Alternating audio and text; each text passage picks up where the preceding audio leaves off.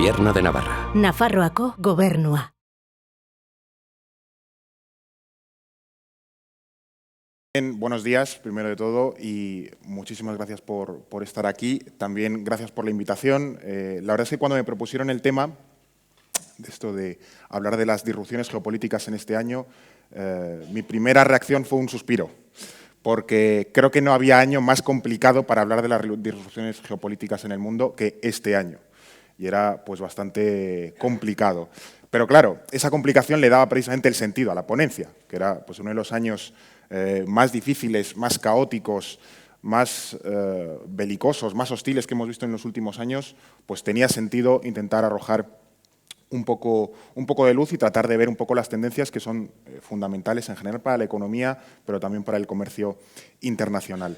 Así que mi ponencia al final va a intentar arrojar un poco las claves de este nuevo mundo que se abre, igual que lo ha comentado Eva, después de la pandemia, después o durante la guerra de Ucrania, durante la crisis energética, y como veremos es un mundo nuevo el que tenemos por venir, que se parece bastante poco al que veníamos conociendo de las últimas décadas.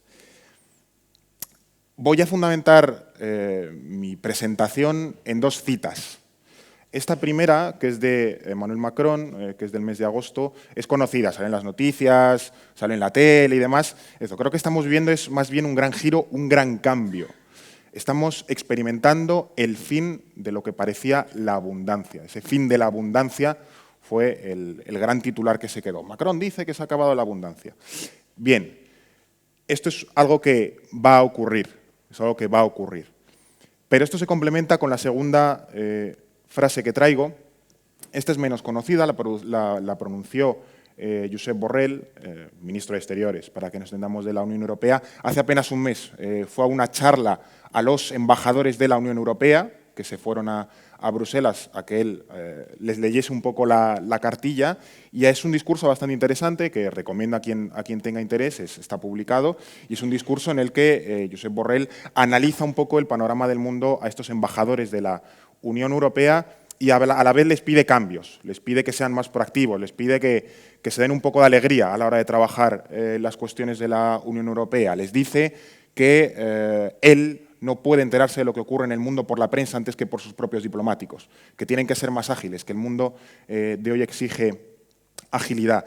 Y estos son dos fragmentos, están un poco separados, no son la continuidad del discurso. Voy a decir, ¿qué mundo es este? Es un mundo de incertidumbre radical.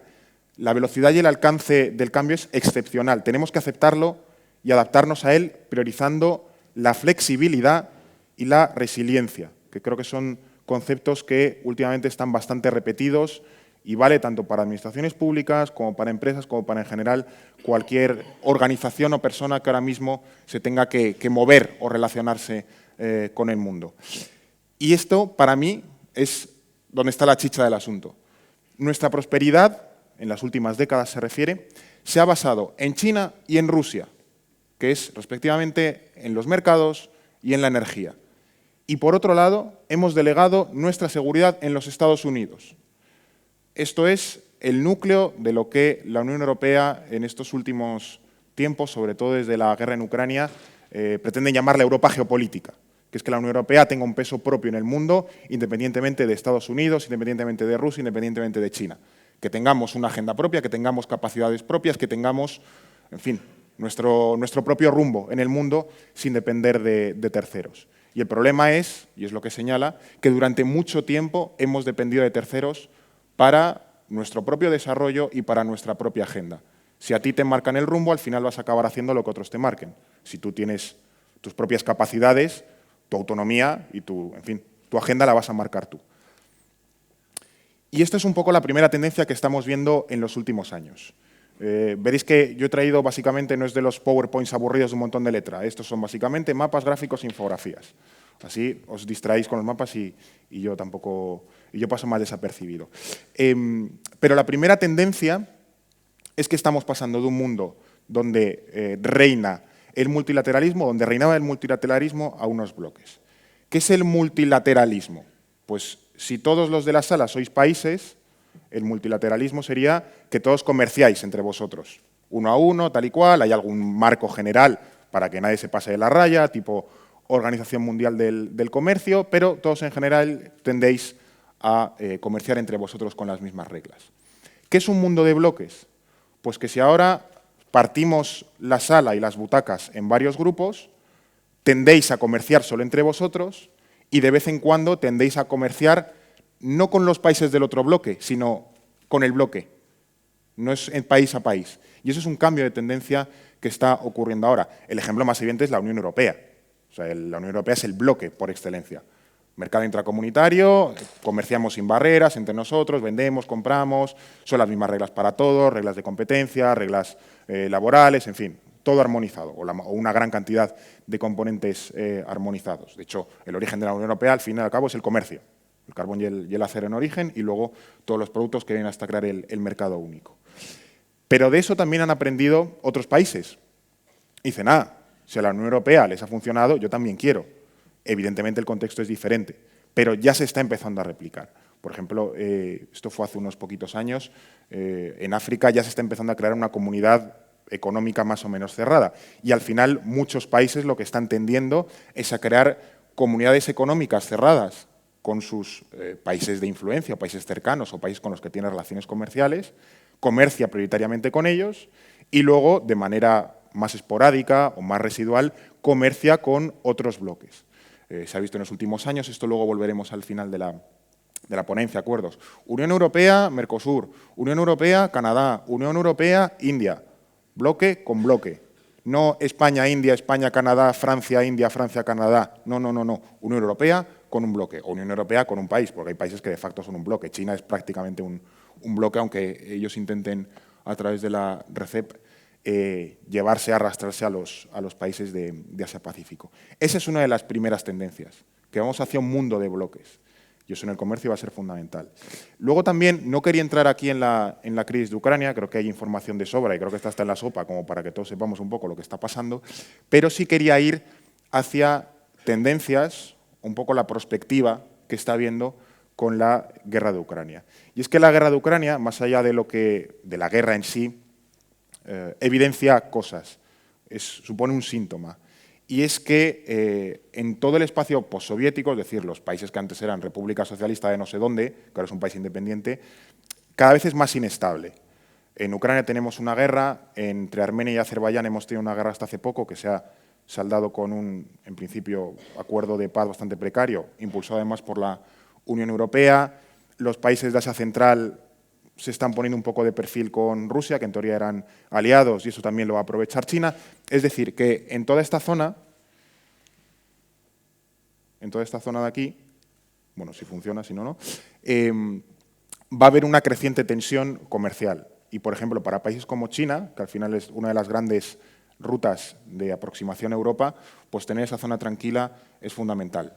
Y por la Unión Europea, por extensión, tampoco nos conviene ningún tipo de inestabilidad. Al final el comercio bebe sobre todo de estabilidad, de que todos estemos tranquilos, de que nadie se esté matando, porque si no tenemos un problema. Entonces, los primeros interesados en que haya un frente de estabilidad en lo que es todo el espacio postsoviético somos nosotros. Pero en cualquier caso, las ambiciones o la idea nacionalista rusa de recuperar o de tener en exclusiva ese espacio para ellos está ahí, y es una de las razones que han provocado la guerra en Ucrania, que ellos conciben que todo este espacio, todo lo que en algún momento del pasado les perteneció, es su espacio de influencia exclusivo.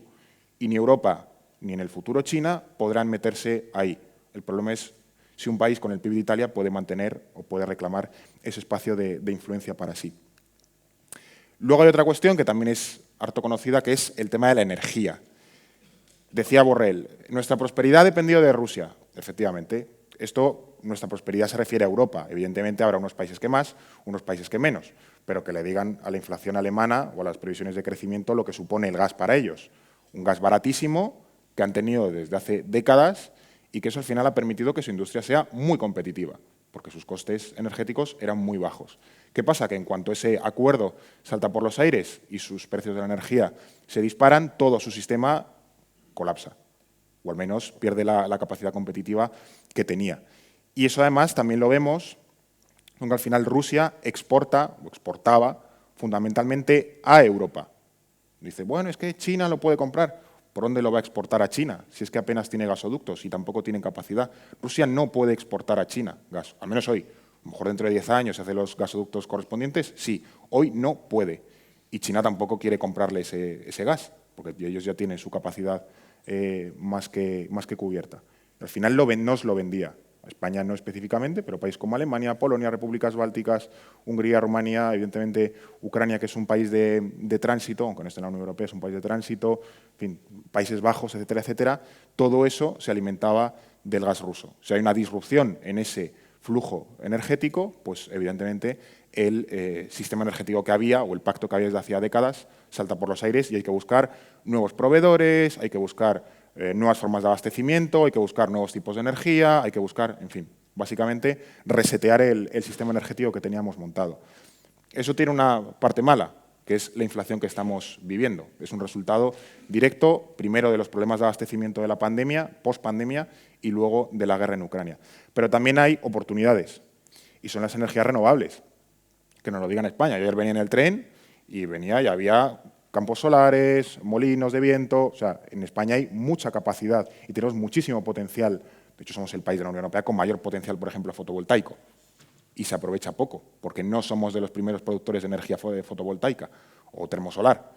Entonces, eso debemos tenerlo en cuenta. Por ejemplo, Alemania o Francia, incluso Reino Unido, aunque ya no esté en la Unión Europea, pero bueno, tienen una capacidad, por ejemplo, instalada bastante mayor que nosotros. Ahí tenemos mucho margen de crecimiento.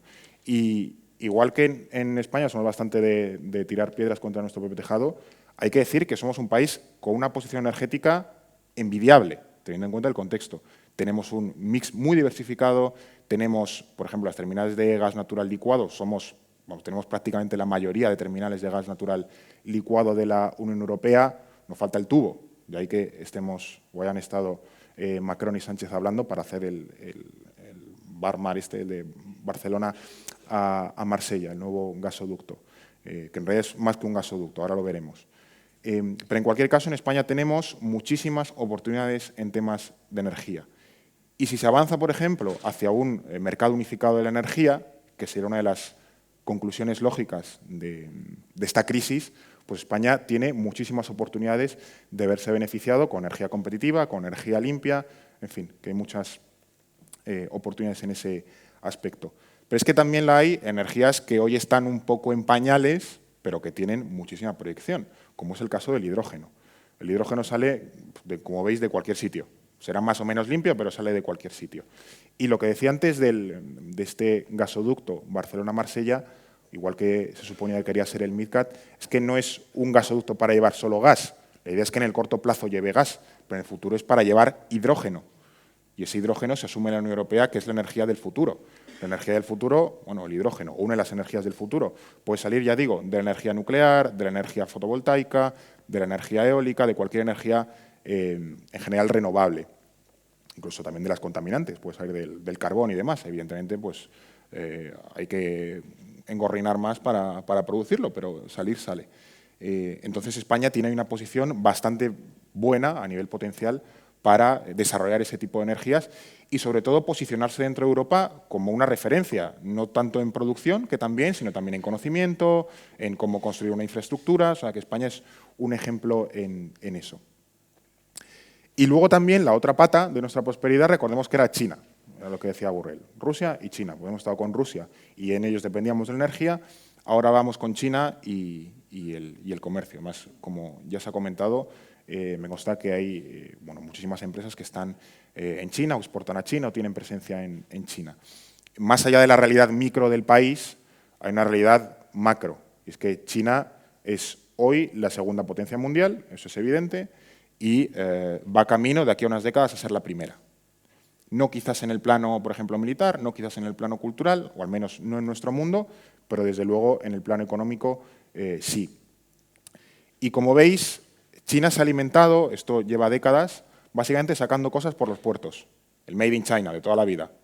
Productos a cascoporro, por volumen y a medio mundo. Eso dependía de rutas marítimas.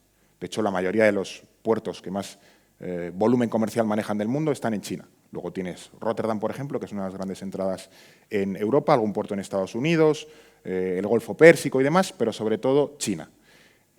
Y eso también nos hace depender de esos puertos chinos, porque son unos pocos lugares muy específicos por donde sale una parte muy considerable del comercio internacional.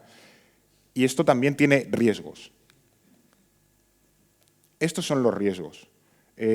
A menudo se ve China como bueno, un país que está a lo suyo, que no tiene ningún tipo de ambición, que simplemente ellos quieren crecer económicamente y que les dejen un poco en paz.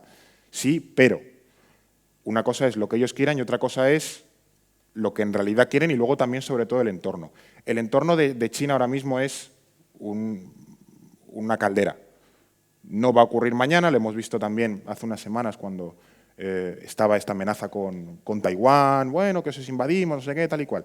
Más allá de la retórica, esto no va a ocurrir mañana, no va a ocurrir pasado mañana. Pero a lo mejor en una década, en 15 años, en 20 años, que no es tanto tiempo, sí podemos tener una situación bastante peliaguda en el mar de China, en Asia-Pacífico, en Indo-Pacífico, como queramos llamar a esta región. Y además, si veníamos de esta zona, por ejemplo, a ver si consigo apuntar, esta zona es donde están los mayores puertos y es uno de los puntos calientes de Asia-Pacífico, es el estrecho de Taiwán. Pero es que aquí, más abajo, tenemos las islas Spratly, que son unos islotes que ha estado construyendo China de manera artificial para controlar ese mar. Y eso cada vez supone un mayor foco de conflicto. No, ya digo, no quiere decir que esto derive en un conflicto militar, como podemos tener en Ucrania. No es necesario. Ya tenemos hoy una guerra comercial. Ya empezó Trump una guerra comercial con China. La está recrudeciendo Biden por la parte tecnológica. Estados Unidos, que es la primera potencia económica todavía, se está defendiendo de la potencia que va al alza. Y China, porque antes tenía un modelo muy basado en productos baratos de bajo valor añadido. Pero eso está cambiando. Y, de hecho, para muchas empresas que se están marchando de China es porque han crecido los costes, porque China ya es una economía mucho más consolidada, se van, yo que sé, a Indonesia, a Vietnam, a Filipinas a producir, para seguir con ese modelo low cost. Pero, en cualquier caso, los problemas, los conflictos ya no son solo militares, son sobre todo económicos. Y lo hemos visto también por la parte de la energía. Y aquí hay un creciente riesgo de gran conflicto económico. Y quizá la Unión Europea podemos pensar que nos vamos a poder poner de lado, que bueno, que esto no nos afecte y demás. Sí nos afecta, vaya que sí nos afecta. Estos son los chips. Si hay un conflicto, o sea, esto funciona con chips, nuestros móviles funcionan con chips, la tablet, lo que queramos en casa, funciona con chips, con semiconductores. Y Taiwán es el mayor productor mundial de semiconductores. Si hay un conflicto en Taiwán, conflicto armado me refiero, un conflicto comercial, me da igual, y esos chips no salen, ¿nosotros qué hacemos?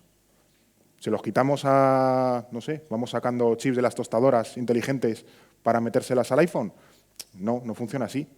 Entonces, tener buena parte de la producción mundial de un bien estratégico concentrado en un país que además está en una situación bastante precaria es arriesgado, es peligroso, es un riesgo para nuestra propia seguridad económica. La Unión Europea se ha puesto manos a la obra, pues bueno, traer de nuevo la industria y tal y cual, pero de nuevo, esto no va a pasar mañana, no va a pasar pasado mañana, va a tardar muchísimos años. Pero mientras tanto, este riesgo está ahí. Aquí se puede ver que, sí, nosotros diseñamos los chips, nosotros diseñamos los aparatos, pero ¿quién los produce? Taiwán o China. ¿Y de dónde salen? De los puertos taiwaneses o de los puertos chinos. El día que haya una disrupción en esa cadena logística, nosotros no comemos diseño. Nosotros tenemos que funcionar con el chip, no con los bocetos en el papel. También está Corea del Sur y demás. Bueno, en fin, una posición bastante precaria para la Unión Europea, que hace 30 años éramos los primeros y de manera indiscutible, y Estados Unidos. Ahora estamos, no los últimos, pero sí muy superados por países que han hecho una inversión muy fuerte en este bien estratégico. Y luego también hay otra variable fundamental, que es quién controla los puntos por donde pasa ese comercio. Si hemos dicho que el comercio es una de las variables fundamentales de prosperidad, de nuestra prosperidad, o en general la prosperidad del mundo, quien controla los puertos, pues al final tiene acceso a los puntos calientes, a los embudos, por donde pasa ese comercio. Y buena parte del comercio internacional, no ya solo por volumen, sino por los puertos, los controla China. Además de sus propios puertos, ellos llevan años haciendo inversiones en un montón de puertos. Creo que fue la semana pasada, hace 10 días, el puerto de Hamburgo, creo que fue un 20%, que lo compró China. El gobierno alemán decía, uy, qué follón esto, porque claro, que uno de tus principales puertos los controle China, pues es un riesgo para la seguridad económica nacional.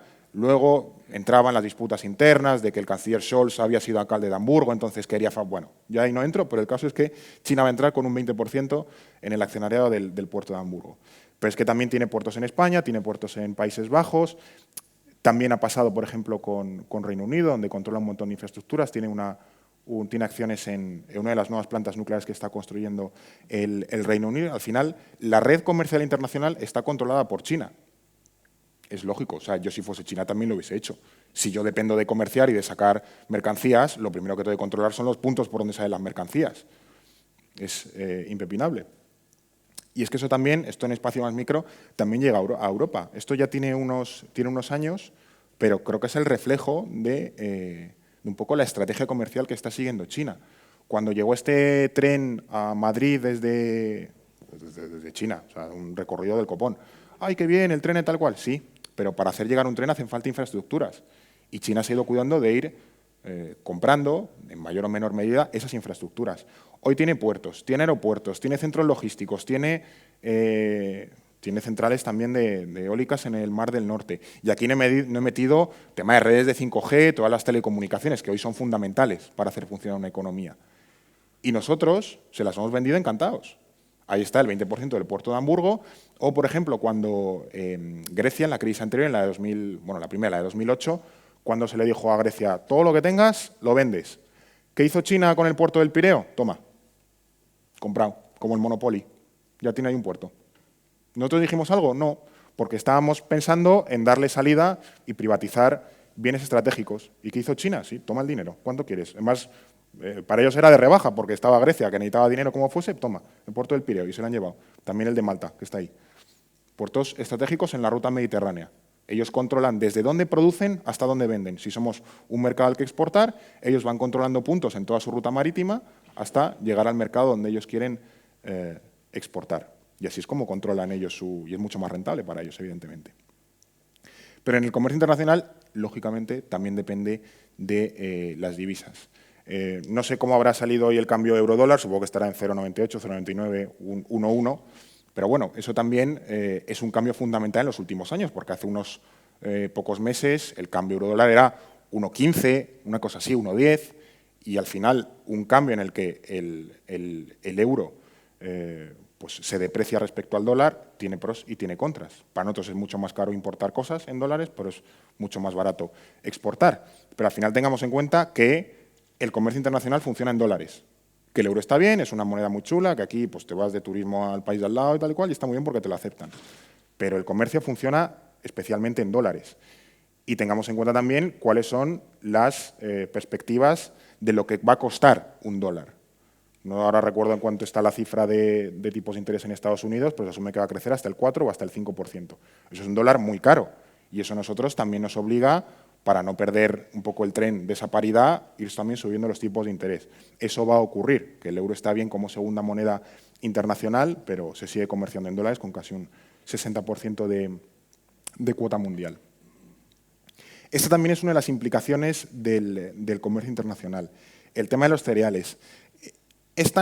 Los cereales como tal no es que sea, bueno, es una commodity, o sea, no es un producto de enorme valor añadido, no tiene una relevancia económica mundial. Pero todos aquí comemos del trigo, no comemos semiconductores. Y eso para muchos países de los que exporta, pues eso, Egipto, Turquía, Indonesia, Bangladesh y tal, tanto Ucrania como Rusia, dependen en buena medida de esa parte comercial. Ellos no producen parte de su propia comida, sino que dependen de las importaciones. ¿Qué pasó la última vez, hace una década, en Egipto, Siria, Argelia, Túnez, cuando los precios de los alimentos subieron de manera brutal? Pues aquello se incendió. Y aquello se incendió y tienes inestabilidad en una franja enorme de países que están en nuestra puerta, con todo lo que ello supone, desde Daesh hasta inmigración. O sea, también la alimentación o la falta de alimentación, en este caso de los flujos comerciales o del encarecimiento de las importaciones, desencadena problemas nuevos. O sea, no es que no llegue trigo a Egipto, no es un problema directo, el problema es la consecuencia de que en Egipto no tengan pan que comer, porque en Egipto cuando no tienen pan que comer, se lía. Y luego esta es la parte de la seguridad. De nuevo lo que decía Borrell, nuestra seguridad ha dependido de Estados Unidos.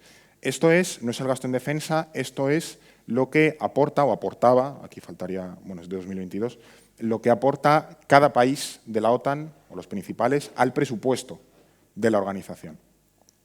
Decía Trump, cuando estaba todavía en la presidencia, en una de las últimas cumbres, que era esto de que los europeos no pusiésemos dinero, que al final era Estados Unidos el que ponía la pasta y el que nos defendía a todos.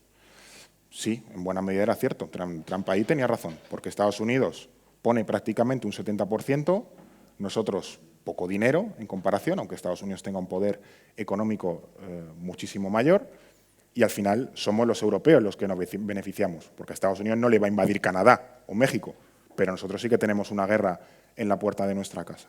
Entonces, Estados Unidos quería que los europeos pusiésemos más dinero. ¿Nosotros estamos dispuestos? Pues es una de las grandes incógnitas.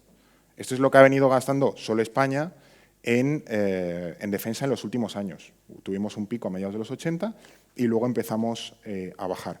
Este debate es idéntico prácticamente en todos los países de la Unión Europea, exceptuando países como Grecia, por ejemplo, que gasta una cantidad enorme en defensa, también por su disputa con Turquía.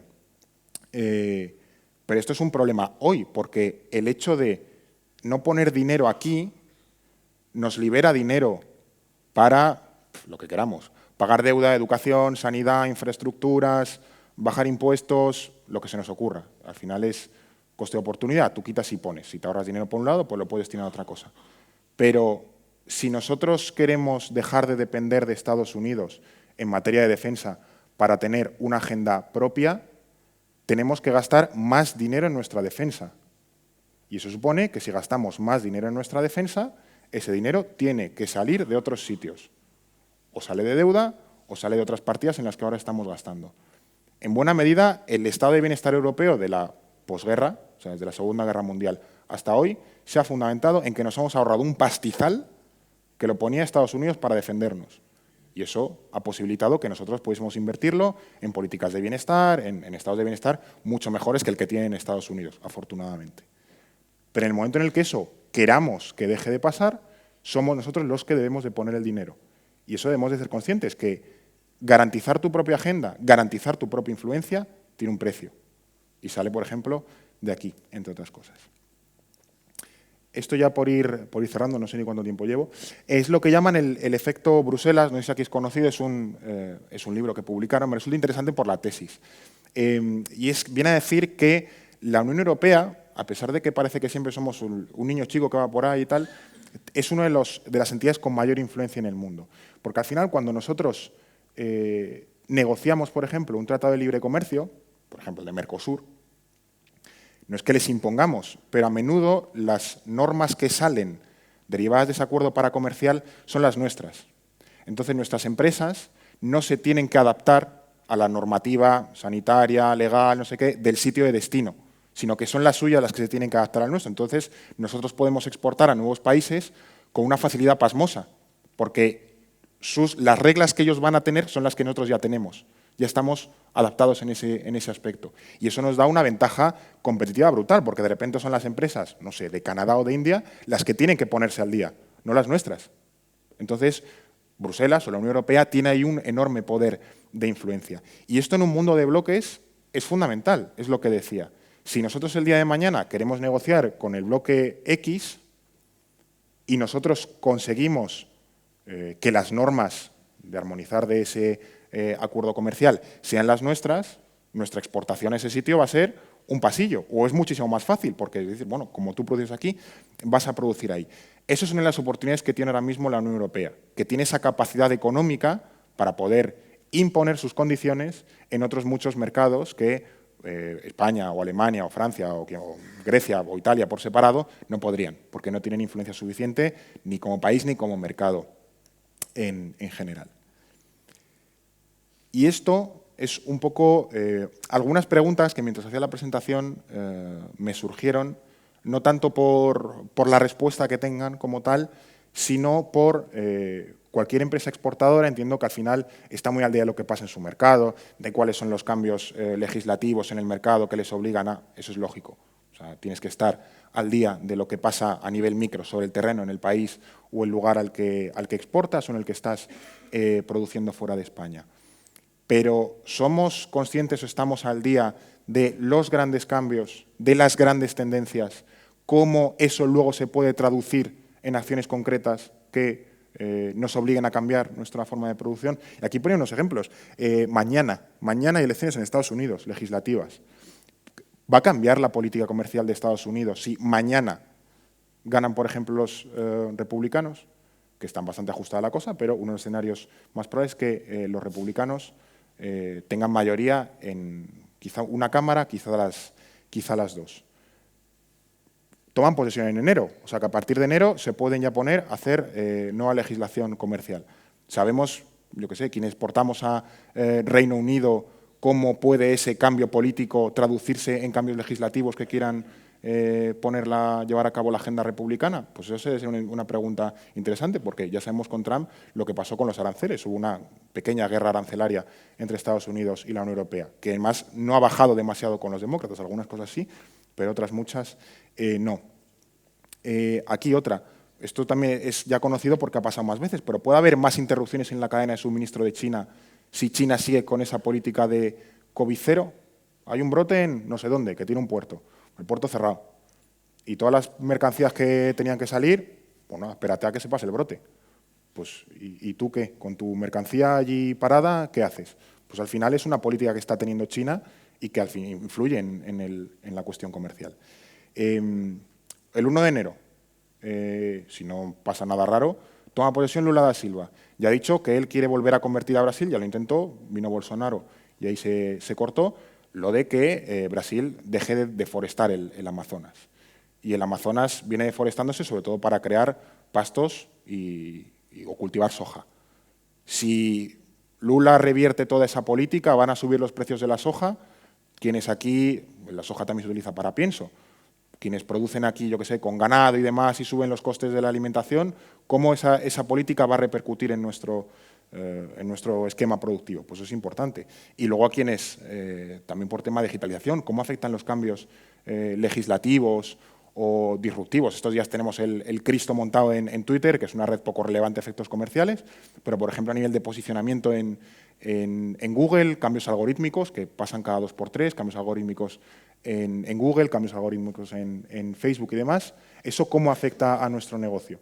Porque al final un negocio digital o que tenga un fuerte componente digital o de ventas, que sea B2B o B2C, que tenga presencia en Google, si Google el día de mañana cambia el algoritmo y tú desapareces de Google, a lo mejor pierdes un 30% de las ventas.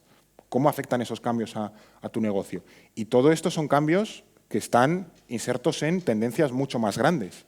Y esas tendencias creo que es importante tenerlas vigiladas. Y estas son, si nos tenemos que quedar con unas pocas ideas, y ya termino, para mí lo importante de esta ponencia de hoy. Que esa época después de la caída de la Unión Soviética hasta aproximadamente la pandemia, que son 30 años, eso ha acabado. Donde todos comerciábamos y hay que bien salir al exterior y todos los mercados se nos abrían, eso ha pasado. Desde la pandemia y luego con las guerras y luego con las necesidades que estoy apuntando y con la proliferación de un mundo de bloques, eso ha acabado. Va a ser más difícil comerciar en el exterior porque los bloques tienden a hacerse mucho más blindados. Comerciar entre ellos bien, comerciar entre bloques se va a complicar y va a exigir negociaciones mucho más complicadas de la Unión Europea, con el bloque que sea, de la Unión Europea, con el país que sea, porque hay una tendencia al proteccionismo, no a la apertura. Luego también va a haber un fuerte aumento de los riesgos geopolíticos. Esto de riesgos geopolíticos suena como muy fashion, pero que luego no dice nada. No, esto es conflictos armados, cambio climático, disrupciones en las cadenas logísticas, guerras arancelarias, guerras comerciales, guerras tecnológicas, carreras, que lo estamos viendo por los tipos de interés. Todo eso son riesgos geopolíticos o geoeconómicos, como queramos llamarlo. Eso va al alza. Es un mundo que sin desglobalizarse se está partiendo en bloques y los bloques van a tender a confrontar entre sí. Ya digo, no guerras tipo Primera Guerra Mundial, pero van a tender a rivalizar y van a utilizar, sobre todo, herramientas económicas para intentar competir, protegerse, sacar ventaja del adversario, etcétera, etcétera. Y creo que el gran remate de fondo es que, como el mundo tiene mayor incertidumbre y vamos hacia riesgos crecientes, es imprescindible conocer lo que ocurre fuera. Ya digo, más allá del cambio legislativo o que mi competidor en el país X ha hecho no sé qué. Eso está muy bien, hay que hacerlo, pero hay grandes tendencias que hay que estar vigilando, porque si no, al final te afectan. Al final, un barco se queda atrancado en el canal de Suez y a ti te fastidia. Hay un brote COVID en el puerto de, yo qué sé, en Shanghái, se cierra el puerto y adiós los contenedores para un montón de importadores. Hay carestía de contenedores, que eso pasó hace unos meses, y tus precios de los fletes se disparan. Suben los precios de las commodities, porque ha pasado Dios sabe qué, y también todo tu sistema. Eso forma parte de un mundo con mucha mayor incertidumbre y mucho más volátil. Y eso hay que tenerlo, ya digo, no hay que ser un experto, pero sí hay que tenerlo vigilado. No sé si preguntas, muchas gracias. Espero que haya sido de interés.